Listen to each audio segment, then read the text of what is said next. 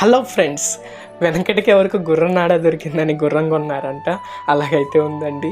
నేను ఫిషెస్ తీసుకుందామని వెళ్ళి ఏకంగా ఫిష్ అక్వేరియమే తీసుకున్నాను. మరి ఈ అక్వేరియం ఎందుకు తీసుకున్నానో నేను నెక్స్ట్ వీడియోలో చెప్తాను. సో ఇక్కడే నేను తీసుకునేది అన్న దగ్గర ఫిష్ కలెక్షన్ బాగుంటుందండి. సో అందుకని నేను ఇక్కడికి వచ్చి తీసుకుంటాను. ఇప్పుడు చూడండి, ఏదైతే మనం తీసుకున్న ఫిష్ అక్వేరియం ఎలా అయితే ఉంది, దాని కింద ఉన్న ఈ పిల్లిని చూడండి ఎంత బాగుందో. ఇది 3000 అంట. సో చూడటానికి బాగుంది. సో ఇది మన అయితే అక్వేరియం. దీన్ని ఇంటికి తీసుకొని వచ్చాను.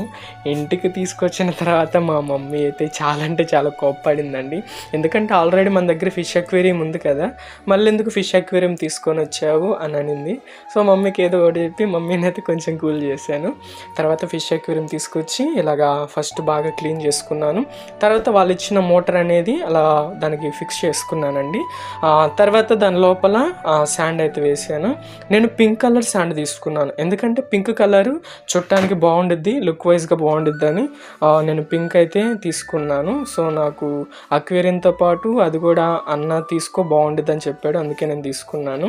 తర్వాత శాండ్ దాని లోపల వేసేసుకొని చక్కగా మొత్తం స్ప్రెడ్ చేసుకున్నాను. చూడటానికి పింక్ కలర్ బాగుంది. మొత్తం సెట్ చేసుకున్న తర్వాత అదిగో ఇలా అయితే ఉందండి.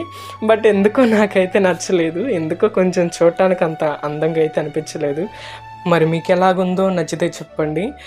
ఎంతైనా ఫస్ట్ అక్వేరియంకి ఉన్నంత లుక్ అయితే దీనికి రాలేదని నేను అనుకుంటున్నానండి. ఏదో చూడటానికి టీవీ స్క్రీన్ లాగైతే కనపడింది.